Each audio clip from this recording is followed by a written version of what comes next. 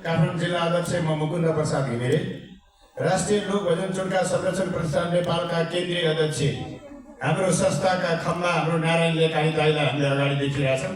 उहाँप्रति हामी सम्मान गर्छौँ, सबले ताली बजाइदिनु होला। त्यसै गरिकन केन्द्रीय सदस्य केन्द्रीय सल्लाहकार हाम्रो नारायण दाइ, उहाँप्रति पनि हामी एकदम नतमस्तक छौँ। हाम्रो अग्रज हुनुहुन्छ, उहाँ निर्णायक मण्डलमा पनि हुँदो रहेछ। हामी भजन प्रस्तुत मात्रै गर्ने हो, हामी कम्पिटिसनमा त होइन। आज यो जुन एउटा बिटिएम राष्ट्रिय लोक दोहोरी आइडलले हामीलाई यो अवसर प्रदान गर्यो, आयोजक परिवारलाई चन्द्र शर्मा दाई लगायत हाम्रो रामकृष्ण ओस्ती सर लगायत सम्पूर्ण परिवारलाई जसले यो अवसर प्रदान गर्नु, उहाँहरूलाई धेरै धेरै धन्यवाद दिँदै हाम्रो लोक खैँजडी भजन हामीहरू हजुरहरूको समक्ष प्रस्तुत गर्न गइरहेको छु। राम राम राम राम राम राम राम राम नारायण, हे दैव जय गुरु गणेश।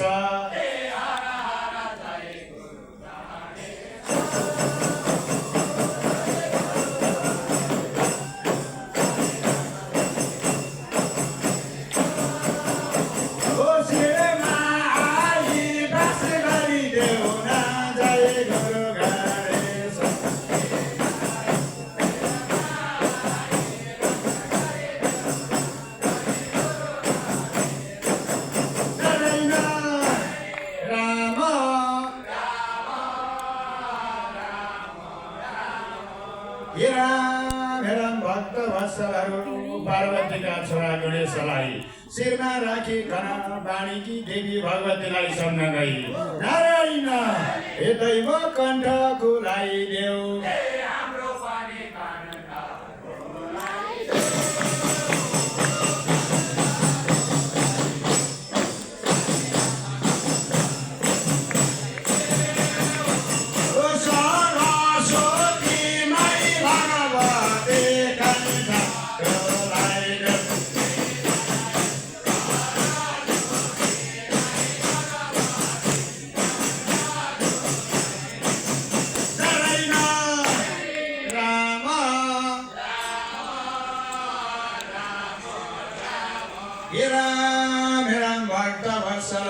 हरेक जात जाति प्रति सम्मान गर्दै, हरेक भाषा भाषी प्रति सम्मान गर्दै, हरेक नाना फुलका हामी सबै माला भएकै भक्तवत्सलहरू हामीहरूले यो भजनलाई पनि हाम्रो देशको संस्कृति हो, यो पनि हाम्रो पहिचान हो भनेर यो भजन प्रवर्तन गर्दै हिँडिरहेका छौँ हामी सबै मिलेर। नारायण, हे दैव जोगाउँ संस्कृति।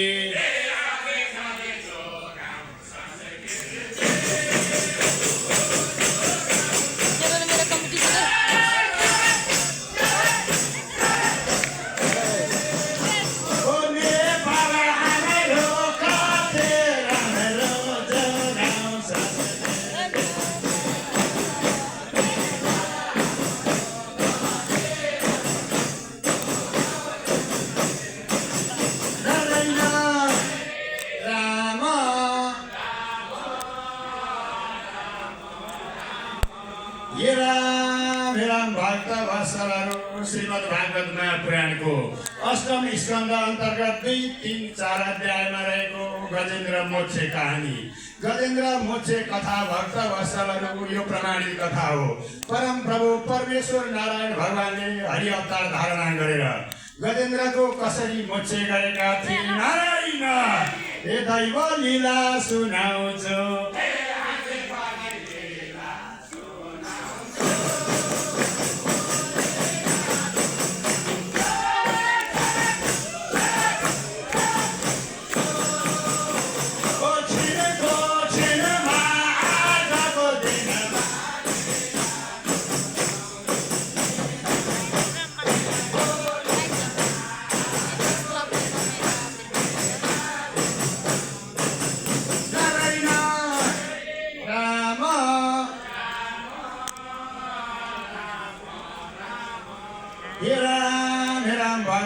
वत्सलहरू क्षीर समुद्रको किनारमा त्रिकुट नाम गरेको पर्वत थियो एउटा सुनै सुनले बनेको एउटा चाँदी नै चाँदीले बनेको एउटा फलामै फलामले बनेको त्यो त्रिकुट पर्वतमा सेतो रङ गरेको हात्ती भक्त वत्सलहरू राज गरेर बसिरहेको थियो नारायण ये दैव कोही दिन कोही बारमा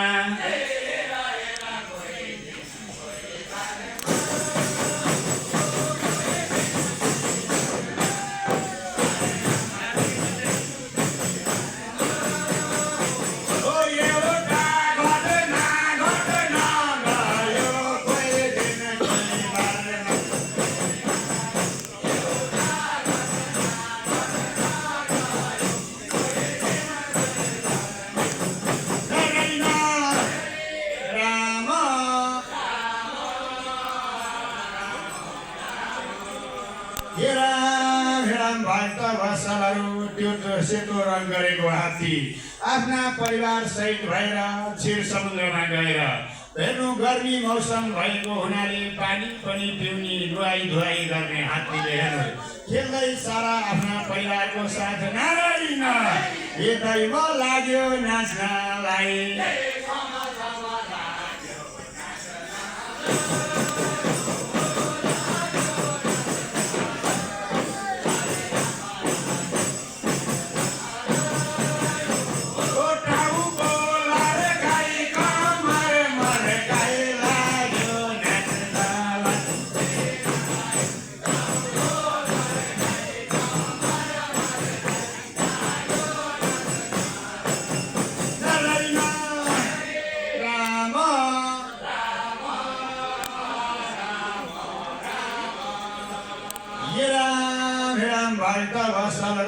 त्यसै बेलामा एउटा घटना घट्यो हेर्नु जब नाचिरहेको बेलामा समुद्रबाट क्षीर समुद्रबाट एउटा गोही निस्केर त्यो हात्तीको पाउमा नारायण ये दैव लाग्यो टोक्नलाई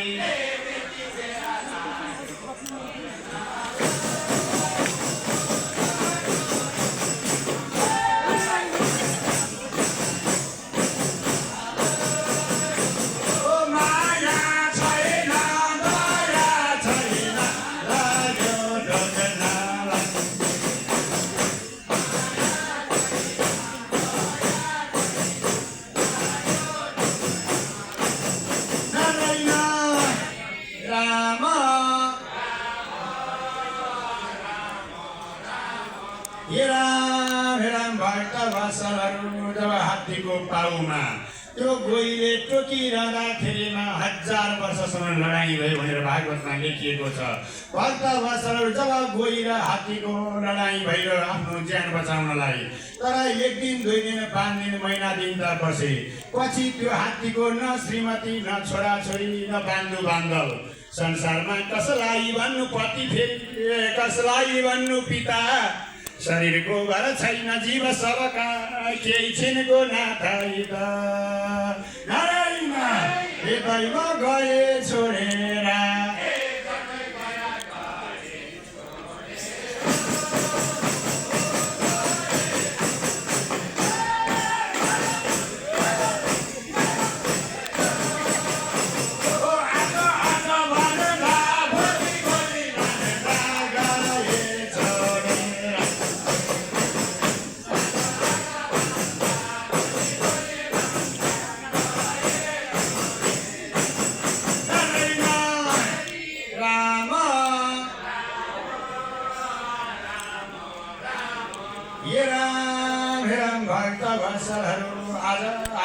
भोलि न श्रीमती आफ्नो साथमा रहे न छोराछोरी रहे।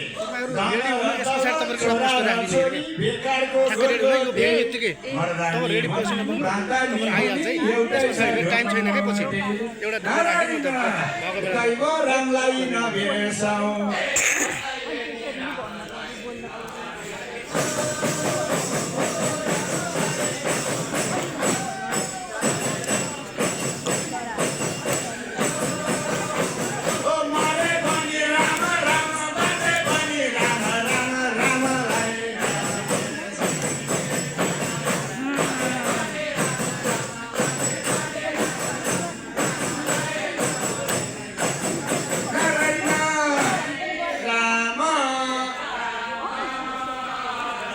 बनाउने तयारी गरेर बस्यो त्यहाँ फेरि चर्चा सुरु गर्ने राम भक्त वत्सलहरू यो संसारमा कुनै परम प्रभु परमेश्वरदेखि बाहेक अरू कोही आफ्नो रहेनछ।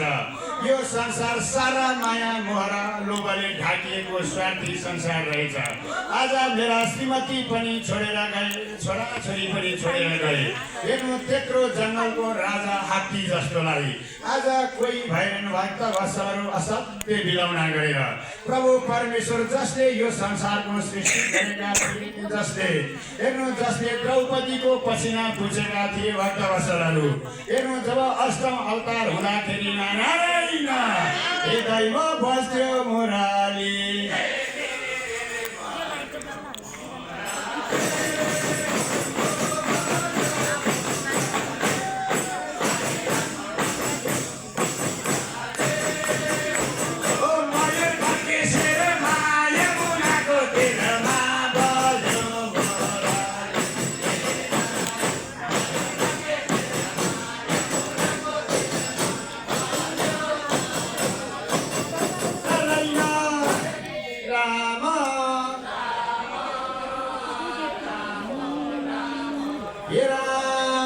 भक्त वत्सलहरू प्रभु परमेश्वरदेखि बाहेक अरू कोही रहन्छ।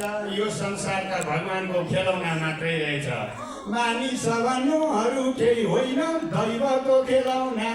कसैलाई लाग्छ सुखको ओइरो, कसैलाई ढिलौना। नारायण हे दैव संसार यस्तै हो।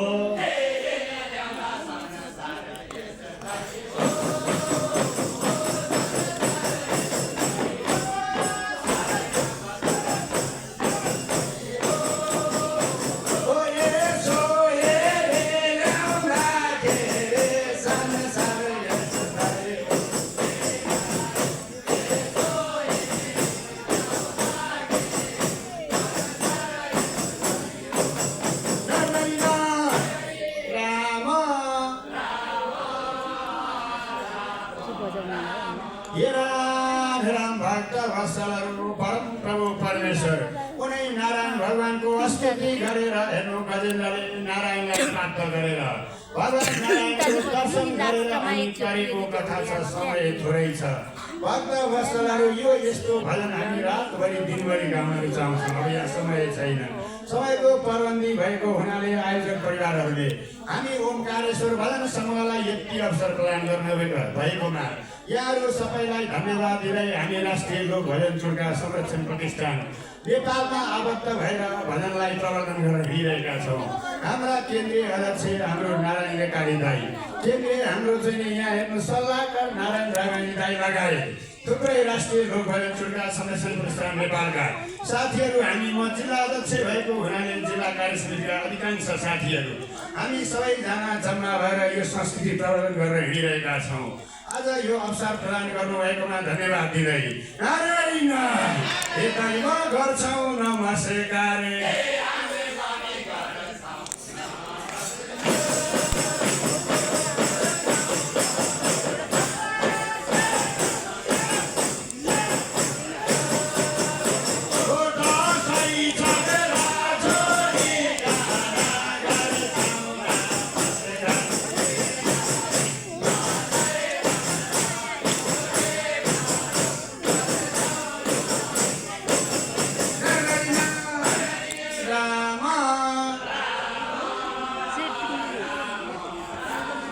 ओमकारेश्वर भगवान की, पशुपति नाथ की, राधा कृष्ण भगवान की, श्रीमद् भागवत महापुराण की।